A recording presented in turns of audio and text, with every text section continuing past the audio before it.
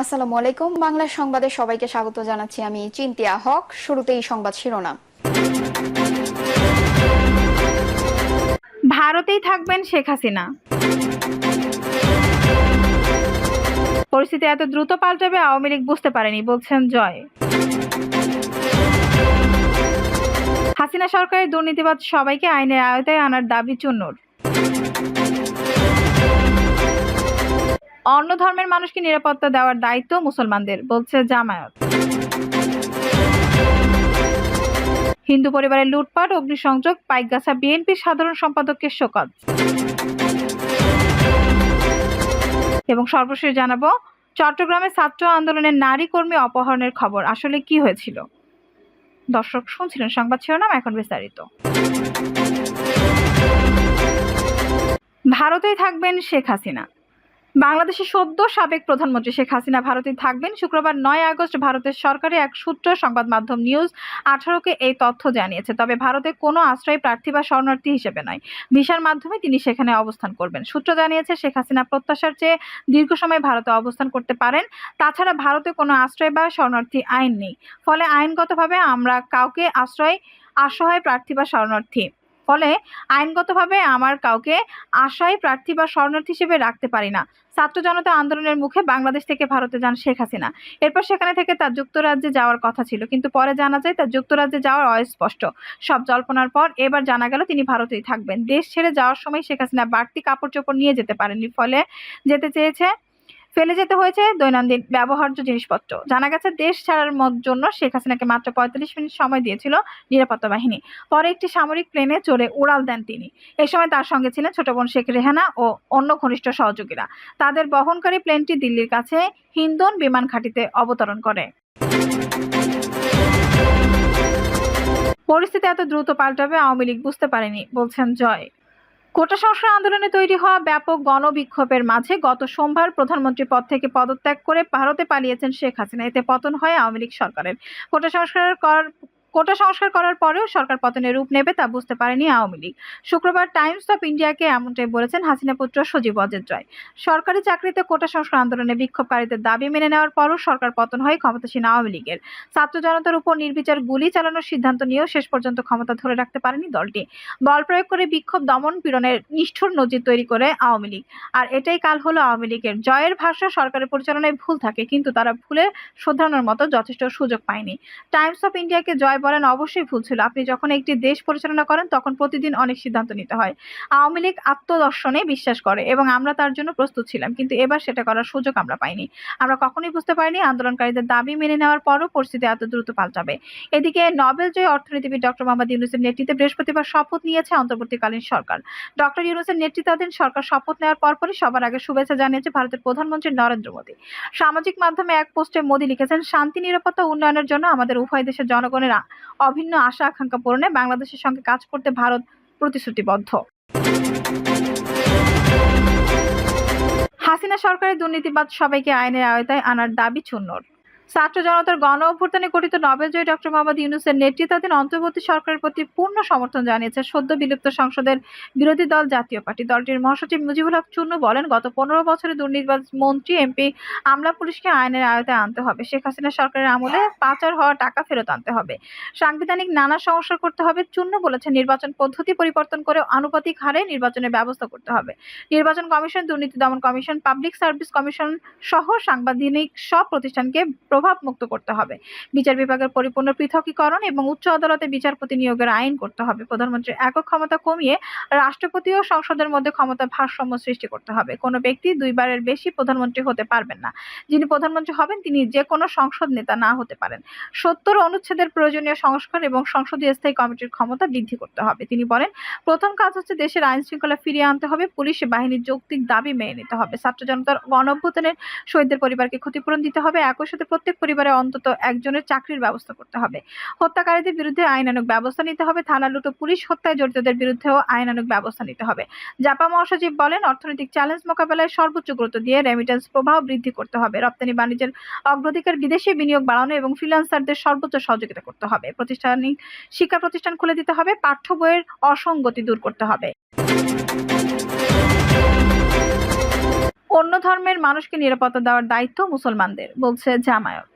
অন্য ধর্মের লোকজনদের নিরাপত্তা দেওয়ার ও তাদের রক্ষার দায়িত্ব প্রত্যেক মুসলমানদের ইমানি দায়িত্ব বলে উল্লেখ করেছেন বাংলাদেশ জামায়াত ইসলামীর কেন্দ্রীয় মজলিসে শুরাহ সদস্য ও জাতীয় সংসদের সাবেক হুইপ শাহজাহান চৌধুরী। তিনি বলেছেন, সব গোত্রের মানুষেরও ধর্মীয় উপাসনালয়ে নিরাপত্তা নিশ্চিত করতে এবং দেশের আইন শৃঙ্খলা পরিস্থিতি রক্ষা ও সুষ্ঠু পরিবেশ ফিরিয়ে আনার জন্য বলিষ্ঠ ভূমিকা পালন করতে হবে। হিন্দু, বৌদ্ধ, খ্রিস্টান কল্যাণ ফ্রন্টের নেতাদের পক্ষ থেকে বক্তব্য রাখেন অ্যাডভোকেট শিপন কুমার দে, অ্যাডভোকেট অঞ্জন প্রদাস আর কেদার, সাংবাদিক বিপ্লব দে পার্থ, ফ্রন্টের দক্ষিণ জেলার আহ্বায়ক উজ্জ্বল বরণ বিশ্বাস, উত্তর জেলার আহ্বায়ক অ্যাডভোকেট জুয়েল চক্রবর্তী ও অধ্যাপক ঝন্টু কুমার বড়ুয়া প্রমুখ। এ সময় হিন্দু, বৌদ্ধ, খ্রিস্টান কল্যাণ ফ্রন্টের নেতারা বলেন, দেশের বর্তমান প্রেক্ষাপটে শান্তি শৃঙ্খলা ও সাম্প্রদায়িক সম্প্রীতি রক্ষার জন্য সবাইকে বলিষ্ঠ ভূমিকা পালন করতে হবে। হিন্দু পরিবারে লুটপাট, অগ্নিসংযোগ, পাইকগাছা বিএনপির সাধারণ সম্পাদকের শোকজ। খুলনা পাইকগাছা হিন্দু ব্যবসায়ী শিবপদ মণ্ডলের বাড়িতে অতর্কিত হামলা চালিয়ে ব্যাপক লুটপাট, ভাঙচুর, অগ্নিসংযোগের অভিযোগে উপজেলা বিএনপি সাধারণ সম্পাদক এস.এম. এনামুল হককে শোকজ করেছে খুলনা জেলা বিএনপি। কারণ দর্শানো নোটিশ প্রাপ্তির ৫ দিনের মধ্যে লিখিত জবাব দিতে নির্দেশ দেওয়া হয়েছে। নোটিশে বলা হয়েছে, পাইকগাছা উপজেলা বিএনপি সাধারণ সম্পাদক এনামুল হক লোকজন দিয়ে সোলাদানা ইউনিয়নের হিন্দু সম্প্রদায়ের ব্যবসায়ী শিবপদ মণ্ডলের বাড়িতে হামলা করে ১৪ থেকে ১৫ ভরি স্বর্ণ অলংকার, নগদ ৪০,০০০ টাকা নিয়ে বাড়িতে আগুন ধরিয়ে দেয়, যাতে বাড়ির সমস্ত জিনিসপত্র পুড়ে যায়। বাড়ির সামনে রাখা শিবপদ মণ্ডলের মাইক্রোবাসটিও জ্বালিয়ে দেয়। শিবপদ মণ্ডল বিএনপিকে জানান, তার ক্ষতির পরিমাণ ২৮ থেকে ৩০ লাখ টাকা। এছাড়া বহু হিন্দু বাড়িতে হামলা করে লুটপাট করেছেন, যার ভয়ে মুখ খুলতে সাহস পাচ্ছে না। পাইকগাছা উপজেলা বিএনপির সাবেক যুগ্ম আহ্বায়ক আব্দুল মজিদ গোলদারকে মারধর করেছেন। এর আগেও বহুবার জ্যেষ্ঠ বিএনপি নেতা মজিদকে লাঞ্ছিত ও মারধর করেছে। এসব ঘটনার প্রেক্ষাপটে পাইকগাছা উপজেলা বিএনপি সাধারণ সম্পাদক এনামুল হককে শোকজ করা হয়েছিল। জবাবে ভবিষ্যতে এই ধরনের কর্মকাণ্ড না করার অঙ্গীকার করেছিলেন। নোটিশে আরও বলা হয়, আপনাদের নির্দেশে আপনার লোকজন আতিদল পাইকগাছা উপজেলা যুগ্ম আহ্বায়ক মনির বাসার হামলা করে মোটা অঙ্কের টাকা দাবি করেছে লতা ইউনিয়ন বিএনপির যুগ্ম সম্পাদক খোকন গাজী ও তার ছেলে ইকবাল গাজীকে আপনার লোকজন লাঠি দিয়ে বেদম প্রহার করেছে। পাইকগাছা উপজেলা লস্কর ইউনিয়ন বিএনপির কর্মী হায়দার মোল্লা ও তার ভাই মতিয়ার মোল্লাকে আপনার নির্দেশে লাঞ্ছিত ও মারধর করা হয়েছে। তাদের অপরাধ ছিল তারা উপজেলা বিএনপির সভাপতির সঙ্গে রাজনীতি করেন। দীর্ঘ ১৭ বছর রাজপথে থাকা সমস্ত ত্যাগী কর্মীদের উপর আপনার নির্দেশে লোকজন মারধর, ভাঙচুর, লুটপাট ও অগ্নিসংযোগ করে চাষের রাজত্ব কায়েম করেছেন। প্রাক্তন সেনা সদস্য নজরুল ইসলামকে ইউএনও অফিসের মাধ্যমে অকথ্য ভাষায় গালিগালাজ করেছেন এবং ইউএনও অফিসের বাইরে লাঞ্ছিত ও মারধর করেছেন। আরও অনেকে আছে যারা ভয়ে মুখ খুলতে সাহস পাচ্ছেন না।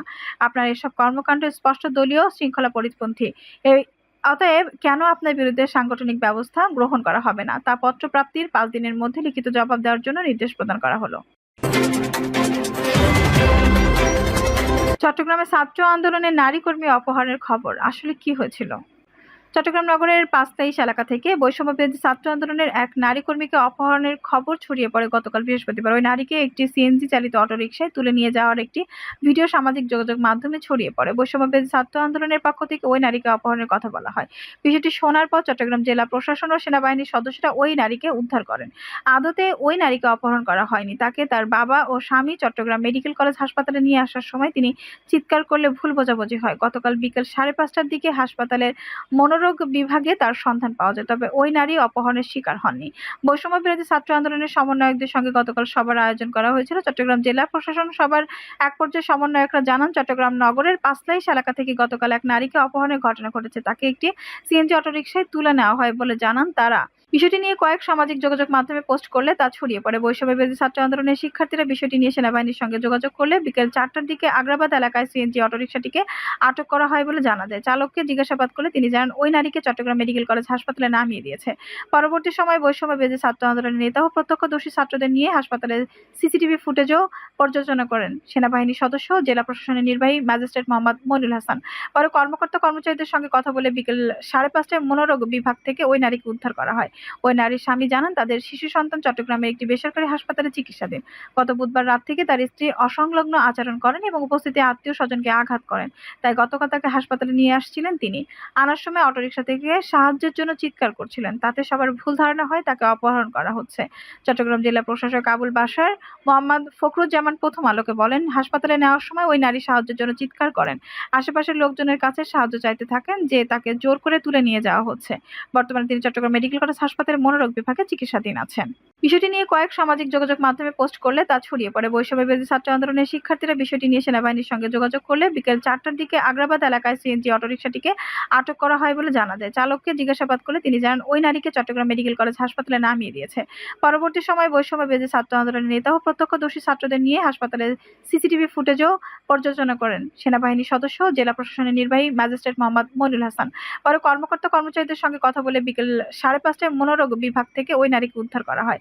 ওই নারীর স্বামী জানান, তাদের শিশু সন্তান চট্টগ্রামের একটি বেসরকারি হাসপাতালে চিকিৎসাধীন। গত বুধবার রাত থেকে তার স্ত্রী অসংলগ্ন আচরণ করেন এবং উপস্থিত আত্মীয়-স্বজনকে আঘাত করেন। তাই গতকাল তাকে হাসপাতালে নিয়ে আসছিলেন তিনি। আনার সময় অটোরিকশা থেকে সাহায্যের জন্য চিৎকার করছিলেন। তাতে সবার ভুল ধারণা হয় তাকে অপহরণ করা হচ্ছে। চট্টগ্রাম জেলা প্রশাসক আবুল বাশার মোহাম্মদ ফখরুজ্জামান প্রথম আলোকে বলেন, হাসপাতালে নেওয়ার সময় ওই নারী সাহায্যের জন্য চিৎকার করেন। আশেপাশের লোকজনের কাছে সাহায্য চাইতে থাকেন যে তাকে জোর করে তুলে নিয়ে যাওয়া হচ্ছে। বর্তমানে তিনি চট্টগ্রাম মেডিকেল কলেজ হাসপাতালের মনোরোগ বিভাগে চিকিৎসাধীন আছেন। দর্শক, এই ছিল এখনকার সর্বশেষ সংবাদ। নিউজটি ভালো লাগলে অবশ্যই একটা লাইক দিন, কমেন্টে আপনার মূল্যবান মতামত জানান। সবসময় আমাদের পাশে থাকতে সাবস্ক্রাইব করে বেল বাটনটি অন করে রাখুন। ধন্যবাদ।